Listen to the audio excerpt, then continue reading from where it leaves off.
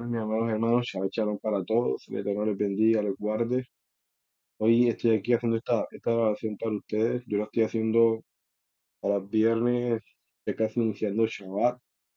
Lo estoy haciendo porque en este momento en mi casa estoy teniendo problemas con el internet y no voy a poder transmitir la Shabbat como tal. Entonces, pues, he debido hacer la grabación para que se pueda escuchar la enseñanza de, de lo que es Lucas capítulo 6. Ya hoy vamos a terminar Lucas capítulo 6. Yo voy a intentar al final conectarme, ya sea por mí o algo después de la enseñanza, para poder escuchar cualquier duda o comentario que se tenga acerca de la enseñanza. Voy a estar ahí pendiente. Entonces, como para seguir manteniendo la dinámica después de la enseñanza, de las preguntas y demás. Entonces, no siendo más, vamos a orar y colocar en manos del Eterno este momento y que sea Él tomando el control de todo. Padre eterno, bendito eres tú, Señor, bendito eres tú, mi Rey, porque solo tú eres digno de alabanza, de adoración y de exaltación. Gracias, Señor, te damos por este privilegio y esta oportunidad que nos da de estar aquí en este Shabbat y poder hablar contigo. Gracias porque tú has sido bueno y bondadoso con nosotros y nos permite estar aquí, Señor, como congregación, dándote a ti la gloria. Gracias, Señor, te doy por cada uno de mis hermanos que está, Señor, conectado, Padre Santo, de las diferentes plataformas. Y aún, Señor, para aquellos hermanos, Padre, que son de la congregación escuchando. Gracias te doy por sus vidas, gracias te doy por la vida de mis hermanos. Ayúdanos como familia a estar unidos, Padre, y que seas tú tomando el control de todo. Alabado y exaltado sea tu nombre en Yeshua, te damos gracias, mi Rey. Amén y amén. Bueno, mis amados hermanos, hoy vamos a allá a continuar y terminar el capítulo 6 de Lucas. Capítulo 6 de Lucas, estoy aquí mostrando la diapositiva de lo que será la enseñanza de hoy. Y vamos a ver, fíjense, ya nosotros previamente, y esto aquí me adelanto un poco a lo que será el resumen del capítulo, pero previamente hemos visto lo que el momento en el cual Yeshua recoge espigas en Shabbat. Recuerden que aquí lo que se da, y por eso digo, me estoy adelantando al resumen, porque en el resumen también se van a tocar estos puntos, y es que recuerden que aquí los fariseos están buscando a nuestro Salvador, pero es por cómo los fariseos veían Shabbat, no como realmente Shabbat se guardaba. O sea que el fundamento por el cual los fariseos estaban juzgando a su Salvador no era un fundamento bíblico, era un fundamento de ellos, de mandatos de hombres, pero no era de la palabra del Eterno. Aprendimos en la lección de sus discípulos, ahí recordemos la palabra discípulo. Recuerden que la palabra discípulo en hebreo no solamente implica aquel que escucha al maestro, que escucha las enseñanzas del maestro, sino que también procura seguir las pisadas de su maestro. En el Shabbat anterior aprendimos de las bienaventuranzas. Recuerden que aquí aprendimos algo muy bonito, y es que nosotros en la vida llegamos a ser verdaderamente bienaventurados, cuando andamos en obediencia al Eterno, vivimos conforme a su voluntad, colocamos nuestra esperanza en Él, creemos en Yeshua, nuestro Salvador. Y fíjense que aquí esto nos muestra algo muy bonito, y es que la forma como el mundo hoy percibe a una persona bienaventurada es muy distinta como el Padre la percibe. Porque para el Señor una persona bienaventurada es una persona que en general anda en sus caminos y le obedece. Pero para el mundo no. Para el mundo una persona bienaventurada es una persona que tiene todo en esta vida, que lo ha logrado todo en esta vida. Y no es la forma como el Padre lo ve. De hecho, esta forma como el mundo hoy percibe ser bienaventurado viene del griego, viene del griego. Entonces es muy importante eso. De antemano les comento que si en algún momento de la enseñanza ven que tos o algo, es porque estoy con malestar de gripe y con malestar en todo el cuerpo. Por esa razón, hoy no pude ir a la congregación este Shabbat, pero de antemano les digo que si toso o algo, es porque estoy con malestar de gripe. Entonces, vamos a ver, continuemos. El amor hacia los enemigos. En este punto vimos que el enemigo la persona del siglo primero, ¿quién era? Era Roma, ¿cierto? Por eso que este mensaje no fue muy bien recibido, porque es que el mensaje de Yeshua es ama a Roma, a pesar de todo lo que te ha hecho Roma. Y pues obviamente no todos estaban dispuestos a hacerlo, por todo lo que Roma implicaba para el pueblo. El juzgar a los demás y los frutos en cada persona. Eso ya hoy lo veremos. Y los dos cimientos. Hoy vamos a ver del verso 37 al verso 49. O sea, que vamos a ver un total de 12 versículos hoy, ya para terminar este estudio de Lucas capítulo 6. Entonces vamos a comenzar. Fíjense, juzgar a los demás y los frutos en cada persona. Fíjense cómo inicia. No juzguéis y no seréis juzgados. No condenéis y no seréis condenados. Perdonad y seréis perdonados. Dad y se os dará. Medida buena, apretada, remecida y rebosando darán en vuestro regazo. Porque en la misma medida con que medís, os volverán a medir. Fíjense que aquí ya entra un tema muy importante, porque ya entra, y para poder entender esto, cierto, la gran pregunta que nos debemos hacer en relación a este pasaje es, ¿cuál era la concepción de juzgar en el siglo I? ¿Y cuál era la problemática con base a los juzgamientos? Porque Yeshua está diciendo esto, pero para que Yeshua diga esto, tiene que haber una problemática, ¿me entiendes? O sea, él no lo va a decir tampoco por decirlo. Y pues obviamente hay que entender también la concepción que se tenía en el siglo primero de qué implicaba juzgar a alguien, qué implicaba eso, qué implicaba juzgar a alguien. Entonces vamos a ver. En el mes octavo del segundo año del reinado de Darío, la palabra del Señor vino al profeta Zacarías. Fíjense, aquí vamos a ver Zacarías 1 al 4, porque aquí quiero que entiendan algo. Fíjense lo que dice. En el mes octavo del segundo año del reinado de Darío, la palabra del Señor vino al profeta Zacarías, hijo de Berequía, y nieto de Idó. El Señor se está ardiendo en ira contra los antepasados de ustedes. Por lo tanto, advierten al pueblo que así dice el Señor Todopoderoso. Vuélvanse a mí, está la palabra techubá, arrepentimiento. Vuélvanse a mí y yo me volveré a ustedes, afirma el Señor Todopoderoso. No sean como sus antepasados, a quienes les proclamaron los profetas de antaño, que así dice el Señor Todopoderoso. Vuélvanse de su mala conducta y de su mala práctica, porque ellos no me obedecieron ni me prestaron atención, afirma el Señor. Entonces, fíjate que una cosa es juzgar, y aquí donde no tenemos que caer en el error, de que una cosa es juzgar, ¿cierto? Y otra cosa muy diferente es exhortar. Aquí el Señor está mandando al profeta Zacarías a que exhorte al pueblo por su maldad, por su mala conducta. Y no y Zacarías por ir allá delante del pueblo y reclamarle por su mala conducta, no lo está juzgando, le está dando una exhortación de parte del Eterno. Entonces, que no se confunda juzgar con exhortar. Es más, fíjense lo que dice Levítico 19:17. ¿Qué dice? No alimentes odios secretos contra tu hermano, sino que reprende con franqueza a tu prójimo para que no sufran las consecuencias de su pecado.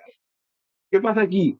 Digamos, el hermano que hizo algo que no te gustó, pero el hermano quizás ni se percató, o sea, a ti no te gustó y tú te quedaste allí como que no me parece, no me gustó esto que me hizo el hermano y te quedaste allí con eso. No me gustó lo que hizo el hermano, no me gustó.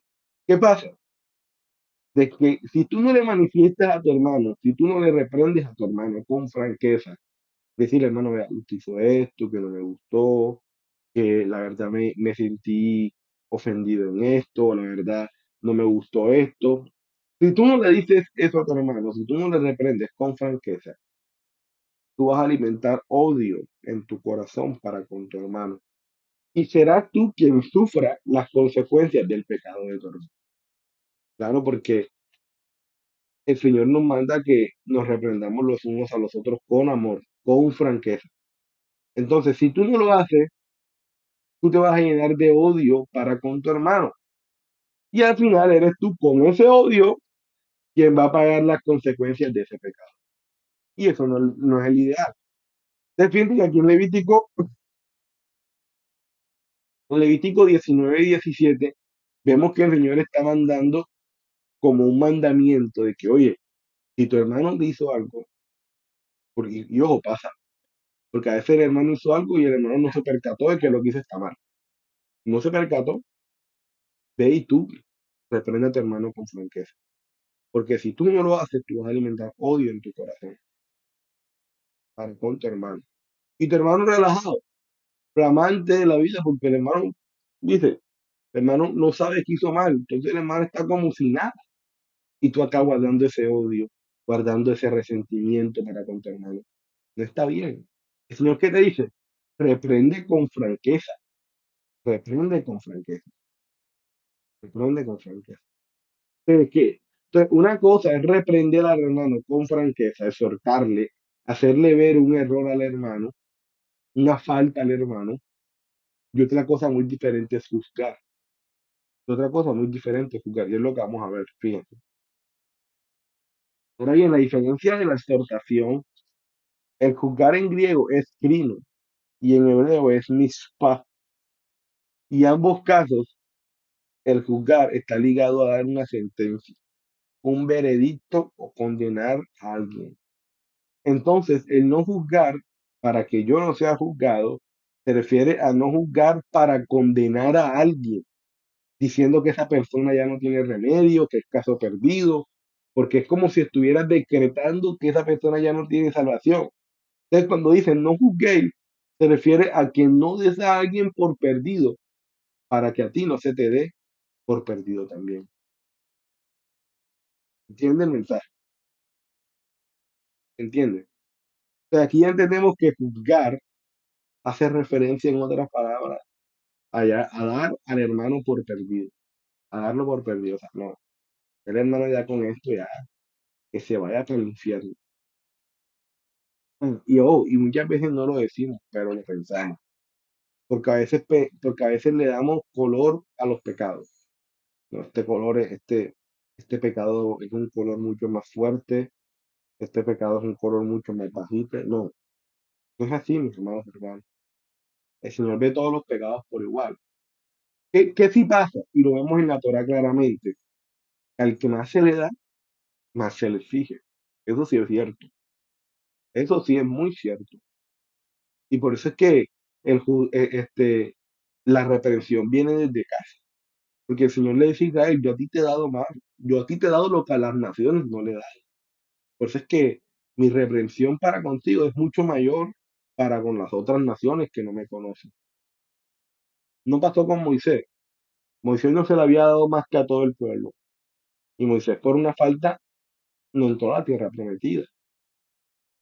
Pero es porque al que se le da más se le exige más. Y eso es muy cierto. Pero a la final pecado es pecado. Pecado es pecado delante de Dios. Infringir la Torah es infringir la Torah. Sea que hayas robado, sea que hayas fornicado, sea que hayas mentido, pero has infringido la Torah y eso es pecado. Ahora bien, ¿dónde está el tema de juzgar? El tema de juzgar pasa porque es que ya tú con el juzgar estás dando por perdido al hermano. O sea, que el hermano no tiene ningún remedio, ninguna salvación, y eso es lo que no está bien. Nosotros nunca podemos dar por perdido a alguien, nunca. Ni al pandillero, ni al que mete droga en el barrio, ni siquiera a esa persona podemos darla por perdida. Y muchas veces lanzamos expresiones como que, ay, ese muchacho para que llegue a los pies del Señor, lo tiene que ser un milagro, porque ese muchacho con las malas andanzas que tiene, con todas las drogas que mete.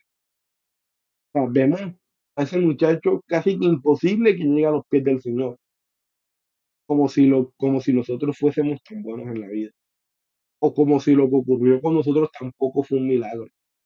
Claro que también fue un milagro,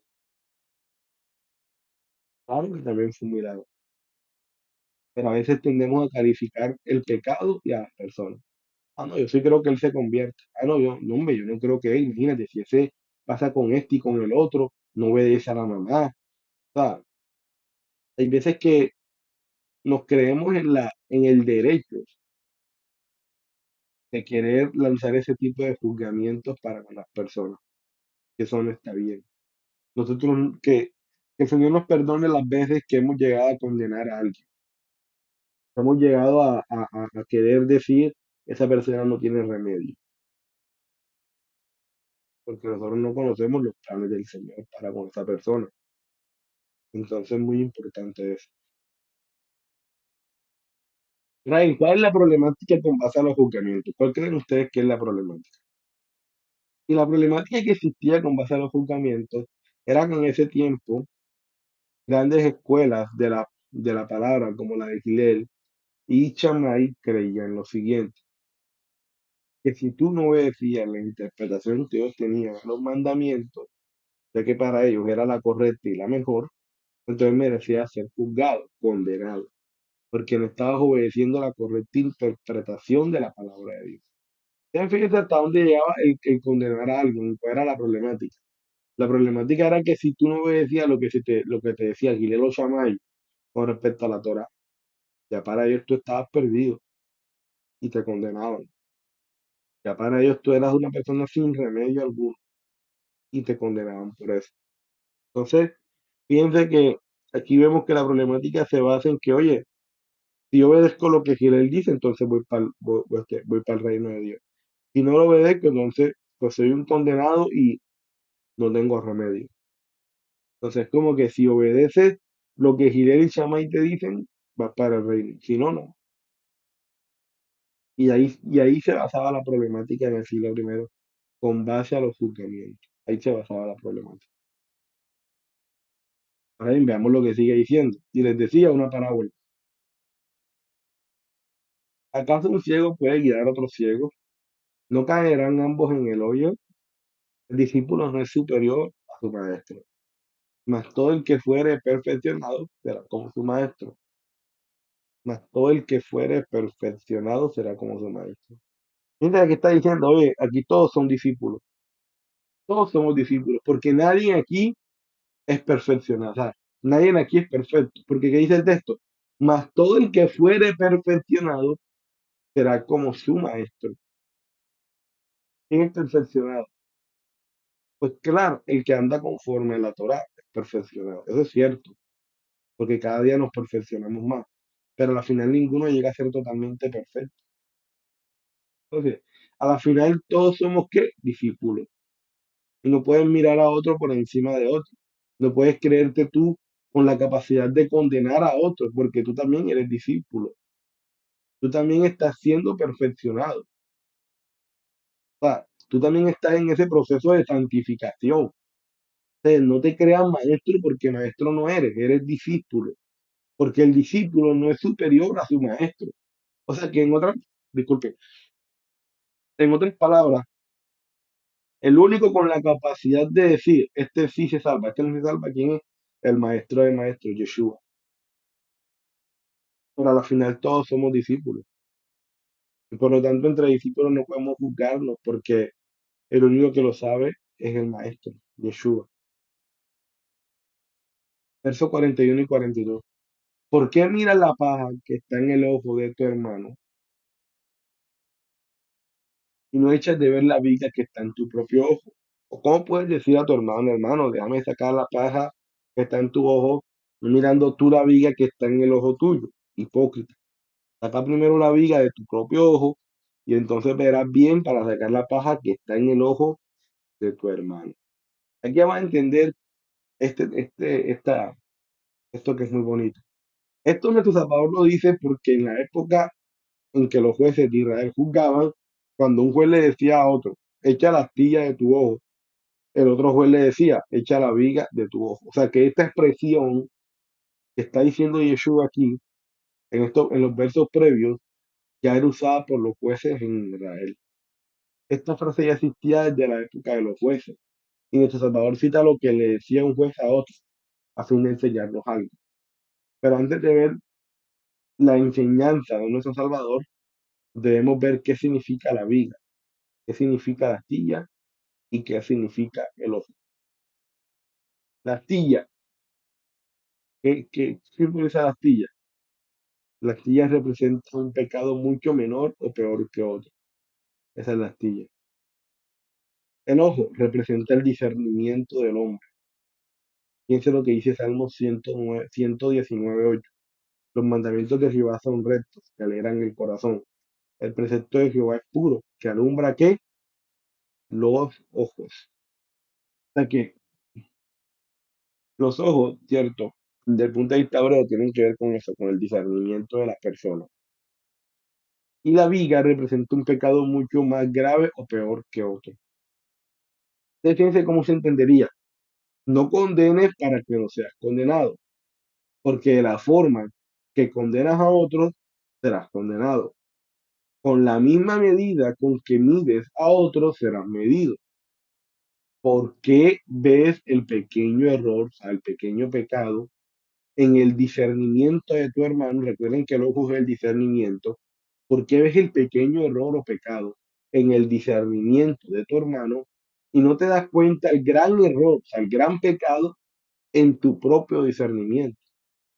¿Cómo puedes decir a tu hermano, déjame ayudarte en ese pequeño error de tu discernimiento, cuando tú tienes un error mayor en tu propio discernimiento?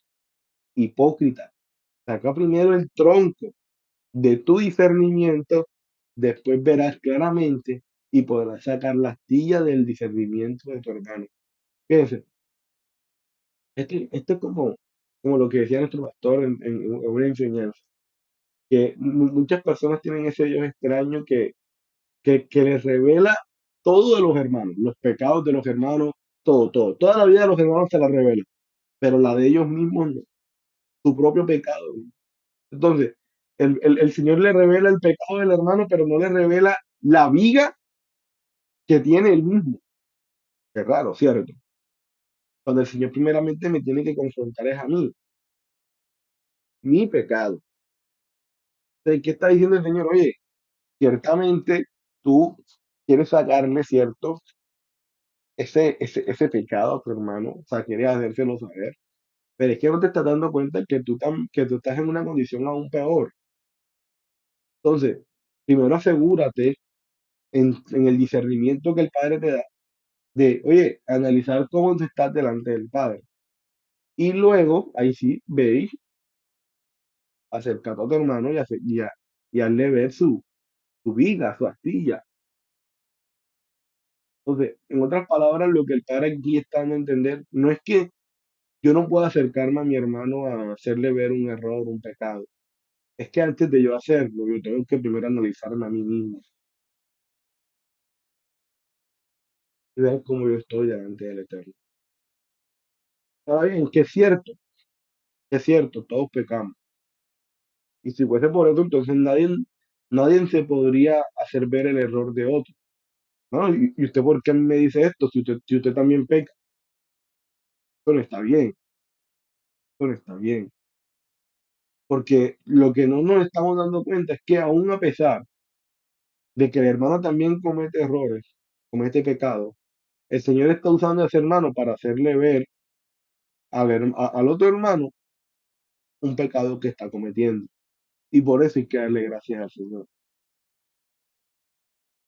No es que ahora yo voy a decirle, hermano, ay, ¿y usted por qué me dice esto si usted está peor? No, eso no es la actitud de un creyente. Pero la invitación es, oye, antes de yo decirle esto al hermano, Señor, yo como estoy delante de ti, hazme ver también mis propios pecados y acercarme al hermano con amor, con sencillez, no condenando, sino con amor, procurando que el cuerpo crezca. Porque, ¿qué pasa? Somos como un cuerpo, ¿cierto? Y si el pie se resiente, pues todo el cuerpo se resiente. No puedo yo hacerme la oreja sorda, ¿no? Eso es del hermano con Dios. Eso es que la realidad con Dios, con el hermano con Dios. Yo ahí no me meto. No está tampoco de esa la actitud. Si yo veo que el hermano está haciendo mal, yo con amor se lo hago saber. Y la actitud del hermano debe ser, hermano, gracias. Hermano, gracias porque usted tiene razón. Yo voy a mejorar en esto. No, hermano, ¿y usted por qué me dice esto a mí si usted está también igualito? No, esa no debe ser la actitud. Esa no debe ser la actitud. Lo que no debemos hacer es condenar. Eso es lo que no debemos hacer en ningún caso. Pero sí nos podemos insultar los unos a los otros en amor. Y eso es lo que hay que tener presente. Ahora bien, vamos a ver los dos cimientos. Y sigue diciendo el pasaje bíblico. ¿Por qué me llamáis Señor, Señor, y no hacéis lo que yo digo? Todo aquel que viene a mí y oye mis palabras y las hace, os indicaré a quien es semejante. Semejante es al hombre que al edificar una casa, cavó y ahondó y puso el fundamento sobre la roca. Y cuando vino una inundación, el río dio con ímpetu contra aquella casa, pero no la pudo mover porque estaba fundada sobre la roca. Mas el que oye y no hizo, semejante es al hombre que edificó su casa sobre tierra, sin fundamento, contra la cual el río dio con ímpetu y luego cayó. Y fue grande la ruina de aquella casa. Gloria a ti, Señor. Fíjense, aquí ya estamos viendo algo muy interesante. Y es lo que dice al comienzo. ¿Por qué me llamáis Señor, Señor y no hacéis lo que yo digo? O sea, es ilógico decir, ay, Dios es mi Señor, Dios es mi Salvador, Él es mi todo, pero no hacer lo que Él te dice. Eso es raro, eso no tiene lógica, eso no tiene razón de ser, porque si Él realmente es tu Señor, tú vas a hacer lo que Él te diga, tú vas a hacer lo que Él te diga. Por eso que dice después, todo aquel que viene a mí y oye mis palabras y las que y las hace, pero solamente es oír por oír, es obedecer también, es obedecer lo que Él te diga. Luego una pregunta, y esta pregunta me la hacía yo cuando leía este pasaje. ¿Qué tan atentos estamos siendo al momento en el cual se nos predica la palabra en la congregación? ¿Qué tan atentos estamos? ¿Qué tan atentos estamos para recibir y para obedecer? ¿Será que nos estamos distrayendo mucho con otras cosas? ¿Será que nos estamos dejando llevar a veces por el cansancio, por la fatiga también de lo que fue la semana? Ah, ¿qué está pasando en nosotros que a veces no nos permite recibir la palabra como debe ser? Porque es que todo parte en cómo yo estoy recibiendo la palabra. Porque si yo la estoy recibiendo mal, pues no se van a ver frutos. Pero si la forma como yo la estoy recibiendo es la más adecuada, porque me dispongo para escucharla, entonces yo lo más seguro es que pues, la reciba bien y la obedezca bien. Pero si no, entonces no. Entonces, no se trata solamente de sentarme y escuchar. Se trata de ver también cómo yo estoy recibiendo la palabra. Si es que me estoy quedando dormido, si es que sencillamente lo hago porque sí, ya. O sea, hay que analizarnos y ver qué estamos dejando de hacer para recibir la palabra del Señor como debe ser, para recibirla de manera correcta. ¿Qué estamos dejando de hacer? Entonces es muy importante eso. Ahora bien, siente lo que dice Deuteronomio 32, del 1 al 4. Escuchad cielos y hablaré. Oiga la tierra los dichos de mi boca. Goteará como la lluvia mi enseñanza. Destilará como el rocío mi razonamiento. Como la llovizna sobre la grama y como las gotas sobre la hierba. Porque el nombre de Jehová proclamaré, engrandecer a nuestro Dios. Él es la roca. Él es la roca. Porque acá dice el texto en Lucas, y puso el fundamento sobre la roca. ¿Quién es la roca? Él mismo es la roca, cuya obra es perfecta. ¿Pero por qué? Porque todos sus caminos son ¿qué? Son rectitud. Dios de verdad. Y sin ninguna iniquidad en él es justo y recto. Amén. Él es la roca. La roca es Yeshua, él mismo. Él es la roca. Y todo aquel que oye las palabras de él y las hace, ha fundamentado su vida sobre la roca. Y todo aquel que no, pues sencillamente no está fundamentado en la roca. Pero él es la roca. Él es la roca de nuestra salvación. Él es la roca. Él lo dice en Deuteronomio. Él es la roca cuya obra es perfecta, porque todos sus caminos son rectitud. Dios de verdad y sin ninguna iniquidad en él, sin ningún pecado en Mashiach. Es justo y Israel. Ok. Todos tus mandamientos son justos y rectos. Fíjense que aquí estamos viendo de que, mis amados hermanos, lo importante de obedecer al Eterno. Y que cuando lo hacemos, estamos fundamentando nuestra vida sobre la roca que es Él. ¿Sí? Entonces, importante para reflexionar, para ver cómo estamos caminando delante del Eterno y si realmente estamos queriendo fundamentar nuestra vida en Él o fuera de Él. Recuerden que fundamentar nuestra vida fuera de Dios implica no venir a la iglesia, no, porque cualquiera puede venir a la iglesia. Implica no hacer lo que Él nos dice. Implica hacer lo que yo quiera, implica no escuchar la palabra del Eterno, porque de venir a la iglesia cualquiera la final, ¿no? Y es la verdad, es la verdad. Es por eso que vamos a afanarnos por lo que realmente vale. ¿Qué vale realmente? Vivir una vida íntegra delante del Eterno, vivir una vida en oración, vivir una vida en lectura de su palabra y sobre todo que al final todo eso se resume en obediencia y en mostrarle a Él a los demás. Íntegramente vivir delante del Eterno. No ser una cosa en la iglesia, otra cosa por allá. No, por lo menos hay que tener integridad en la vida. Yo soy así, y así soy en la iglesia, así soy acá, así soy donde vaya. Es que yo soy así. No es que yo estoy en la iglesia, tengo que alzar las manos, amén, aleluya. Y allá con los amigos, los compañeros, nadie reconoce que es un hijo de Dios. Pero acá sí, porque acá está con los hermanos. No debe ser así. Lo que seamos en la iglesia, lo que seamos en nuestra casa, tenemos que hacerlo donde vayamos, sin hipocresía. Amén.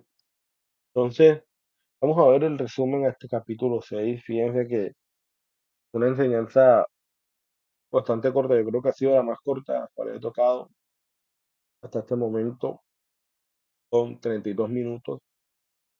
Y bueno, vamos a ver lo que ha sido el resumen a este capítulo. Primeramente aprendimos que los fariseos estaban juzgando a nuestro Salvador de no guardar Shabbat no conforme a la Torá, sino conforme a los mandamientos de hombres que ellos tenían con respecto al Shabbat. Aprendimos que el problema estuvo en la forma en cómo se interpretó la expresión de no hacer el trabajo en Shabbat, ya que la casa de Shammai lo interpretó como cualquier cosa que haga, o no como cualquier labor, ya sea remunerada o que haga parte de tus labores cotidianas en casa. Tercero, también aprendimos que la palabra discípulo hace referencia a aquel que estudiaba lo dicho por su maestro y también procuraban imitar sus pisadas. Cuarto, a su vez aprendimos que ser bienaventurado implica vivir una vida recta delante de Dios, obedeciendo los mandamientos y colocando nuestra esperanza solo en Dios. Aprendimos que el mensaje de Yeshua de amar a los enemigos implicaba en ese momento para ellos amar al romano. Es por esa razón que nos fue un mensaje bien recibido. También aprendimos que el no juzgar para que yo no sea juzgado se refiere a no juzgar para condenar a alguien, diciendo que esa persona ya no tiene remedio, que es caso perdido, porque es como si estuviéramos decretando que esa persona ya no tiene salvación. Entonces, como dice, no juzguéis, se refiere a que no dejes a alguien por perdido para que a ti no se te dé por perdido también. Eso implica juzgar. Por otro lado, aprendimos que nadie puede llegar a juzgar a su hermano sin antes no analizarse a sí mismo y ver cómo está su vida en esa área delante del Señor. Y esta reprensión que él haga a mi hermano, debo hacerla con sabiduría, sin condenar a mi hermano, sino reprendiéndole en amor, sabiendo que yo también el día de mañana puedo fallar en lo mismo. Y finalmente aprendimos que el dar buenos frutos implica deleitarse en la ley de Dios y obedecerla. sabiendo que nuestra roca es Él mismo, Yeshua, donde nuestra vida es fundamentada. Amén. Esto es muy importante, lo que es dar buen fruto. Hay que tener claro de que el dar buen fruto implica eso, deleitarse cada día en la Torah del Eterno, deleitarse cada día en la Torah del Eterno. Vamos a darle gracias al Eterno por este momento, por esta enseñanza, y que sea el Eterno tomando el control de lo que resta en este Shabbat. Padre Eterno, te damos gracias, Señor, gracias por todo lo que has hecho en nuestra vida, gracias por todo lo que tú has de seguir haciendo. Ayúdanos, Padre, a cada día vivir para ti, a cada día darte la gloria a ti. No permites que nos alejemos, Señor, y que nos apartemos de ti. Te damos por todo. Gracias por lo que ha sido este Shabbat.